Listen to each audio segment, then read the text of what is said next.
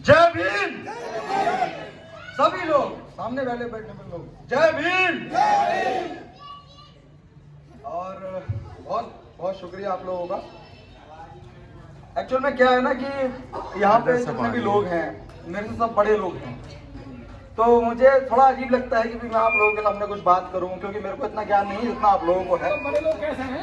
आप सब बोल दो। तो सभी लोग बड़े हैं मेरे से और सबको ज़्यादा ज्ञान है, लेकिन बस मैं इतना बात बोलना चाहूँगा, जो दो चार चीज़ें मुझे पता है उसके बारे में बात करना चाहूँगा कि वो ये है, आज 14 अप्रैल है, बाबा साहेब का जन्मदिन है आज, और तमाम देश के लोगों ने बनाया, यहाँ पे उपस्थित सभी लोगों ने बनाया, और जिन्होंने नहीं बनाया मैं चाहूँगा कि वो अगले साल को जाकर के ज़रूर बनाएं। मुझे पता है कि इस मोहल्ले में रहने वाले कुछ लोग ऐसे हैं जो डॉक्टर बाबा साहब डॉक्टर भीमराव अम्बेडकर जी की प्रतिमा पर जाकर के फूल नहीं चढ़ाए हैं।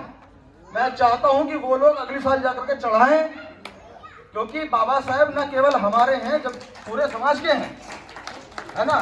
तो वो चीज़ है। और दूसरी बात ये है कि एक और चीज़ कि बाबा साहेब का जो मिशन है, जो सपना है, जो जीवन है, वो केवल 14 अप्रैल तक सीमित नहीं है, वो पूरे जीवन भर का संघर्ष है। मैं क्या देखता हूं कि 14 अप्रैल को हम लोग बाबा साहब को मानते हैं, उनकी प्रतिमा पर जाकर के फूल चढ़ाते हैं, मोमबत्ती लगाते हैं, ये करते हैं वो करते हैं, लेकिन हमको घंटा फर्क नहीं पड़ता कि बाबा साहब का जीवन क्या था, उन्होंने क्या किया, क्या उनका सपना था, क्या नहीं था, कुछ चीज़ थी, हमको नहीं फर्क पड़ता उसका। लोगों को हमारा जो दायित्व बनता है वो बनना ये चाहिए कि जो डॉक्टर भीमराव अम्बेडकर ने किया अपने जीवन में, उसको हम पढ़ें, समझें और अपने जीवन में अप्लाई करके उसको आगे बढ़ाने का काम करें। डॉक्टर भीमराव अम्बेडकर का जो सपना था, जो उनकी सोच थी, जो उनका आगे का काम था, वो ये था कि जो हमारे बहुजन समाज के लोग हैं वो आगे बढ़ें।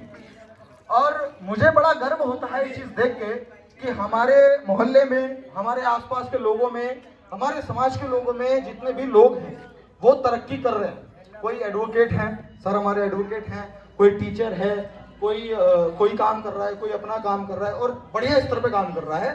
तो ये एक कहीं ना कहीं बहुत बढ़िया चीज़ है कि भाई सब व्यक्ति जो है वो अपना काम कर रहे हैं। और बाबा साहेब का मिशन यही था कि भाई आप लोग धर्म भगवान से हट करके, आस्था और इन चीजों से हट करके अपने जीवन में तरक्की कैसे कर सकते हो, उसके लिए काम करो, उसके लिए मेहनत करो और अपने जीवन में सफलता को पाओ। जो कहते हैं ना बाबा लोग कि अरे पैसा वैसा सब मोह माया है, बड़ी गाड़ी मोह माया है, बड़ा मकान मोह माया है। अरे घंटा, वो बाबा लोग बड़ी बड़ी कोठियों में रहते हैं, वो बाबा लोग बड़े बड़े गाड़ियों में घूमते हैं और कहते हैं कि मोह माया है। और जो लोग बाबा साहब को कहते हैं कि ये एक पर्टिकुलर जाति के नेता हैं, वो तरीका ये क्या? बाबा साहब सिर्फ एक जाति के नेता हैं, एक समुदाय के नेता हैं? अरे जिस इंसान ने देश का संविधान लिखा, तमाम लोगों को अधिकार दिलाए, जिस इंसान की ज्ञान के हिसाब से आरबीआई की स्थापना हुई, रिजर्व बैंक ऑफ इंडिया का गठन हुआ, बाबा साहब के ज्ञान के आधार पर, उसके बाद में लोग कहते हैं कि ये समाज के आदमी है। तो बाबा साहेब को समझना पड़ेगा और बाबा साहेब को मानना पड़ेगा।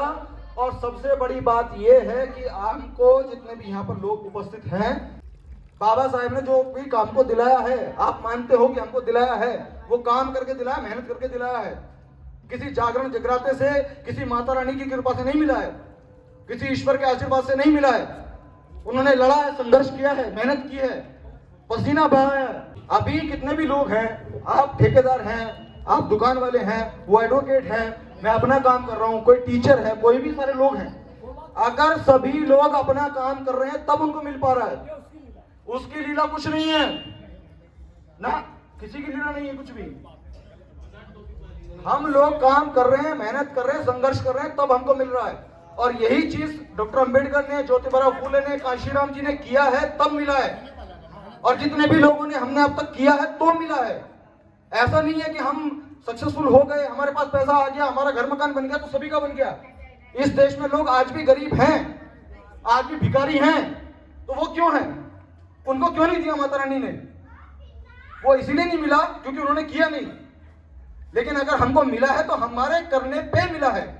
और मेरा समझाने का मकसद यही था, बताने बोलने का मकसद यही था कि भाई अगर हमने किया है, मेहनत किया है, पढ़ा है, सीखा है, समझा है और चीजों का समझ करके आगे बढ़ाया है, तब हम लोगों को मिला है। तो इसीलिए जितने भी बाबा साहब को मानने वाले लोग हैं, 14 अप्रैल को जो सिर्फ एक कि हाँ भाई अम्बेडकर का जन्मदिन है बना लिया और फूल बत्ती चढ़ा लिया और माला चढ़ा के आए, उस तरीके से नहीं होना चाहिए।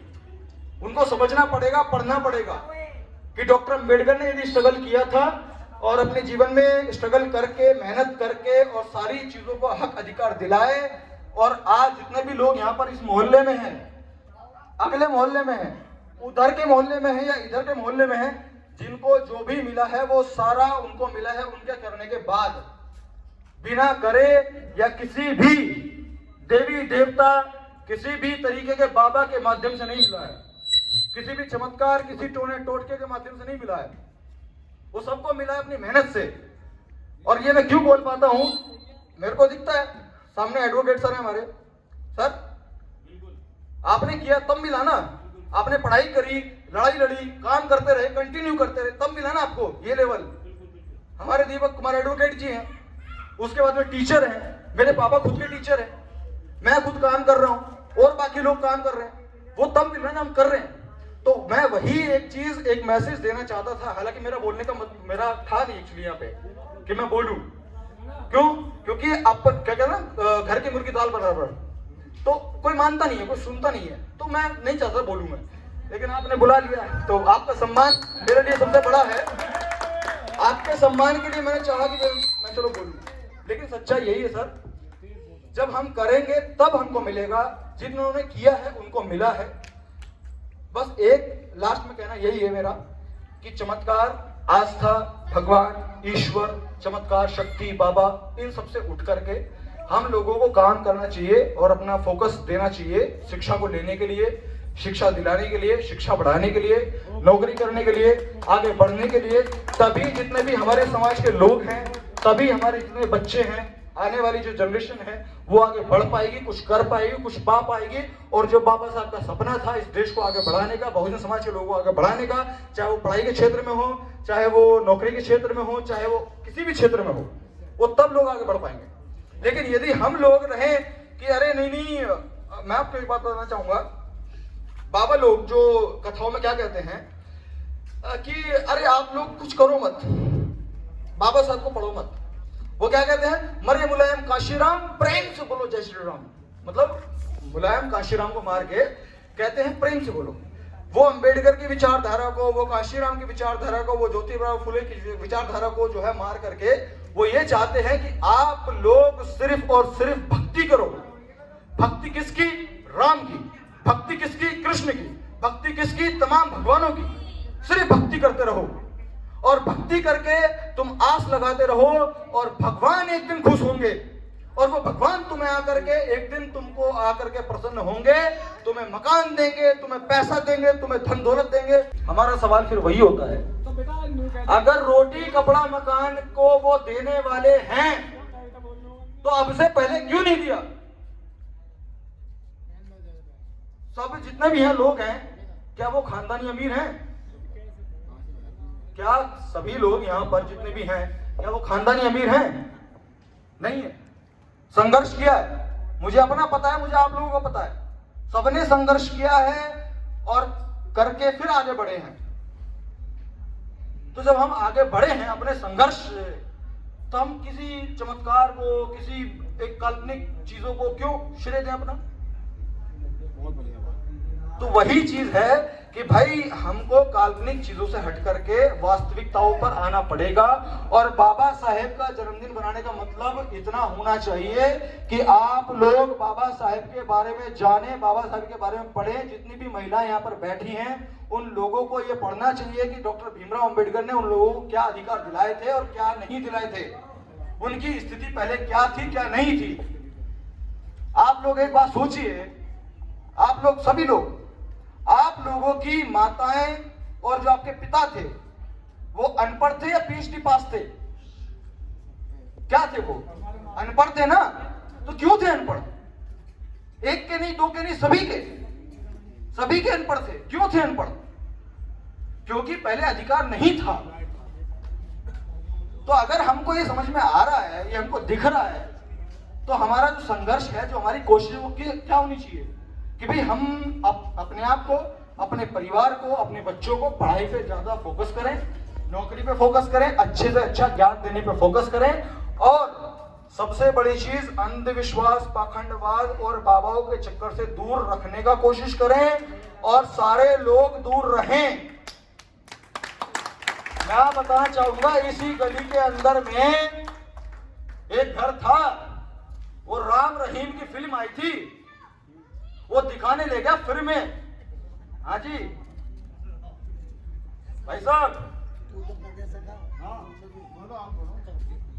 राम रहीम की फिल्म आई और उसको दिखाने लगे फ्री में। पूरा हॉल भर दिया ओपीसी वाला। अरे देखो हमारे बाबा जी का चमत्कार। तुम भी गए हो ना? मैं गया ना, मेरे घर वाले चले गए। ओ भाई दिखाए उनको चमत्कार। अरे देखो बाबा जी का चमत्कार, उड़ रहे हैं हेलीकॉप्टर में, बाइक का हेलीकॉप्टर बना के उड़ रहे हैं, ये कर रहे हैं, वो कर रहे हैं। सबको लेकर चले गए दिखाने के लिए कि बाबा कितने चमत्कारी हैं। आज वही बाबा हरामखोर, वो जेल में पड़ा, वो राम रहीम वो जेल में पड़ा हुआ आज। और अभी भी उनसे पूछ लेंगे ना, यूं कहेंगे जी ना ना ना ठीक है, चमत्कारिक थे। अगर वो चमत्कारिक था, उसमें ज्ञान था, जेल में क्यों भाई? मैं उन लोगों को बताना चाहूंगा कि भाई अगर वो चमत्कारिक था तो साला जेल में क्यों चला गया वो? ये समझना पड़ेगा हमारे लोगों को, जो जनता है, जो आप हैं, जो हम हैं, हमें समझना पड़ेगा।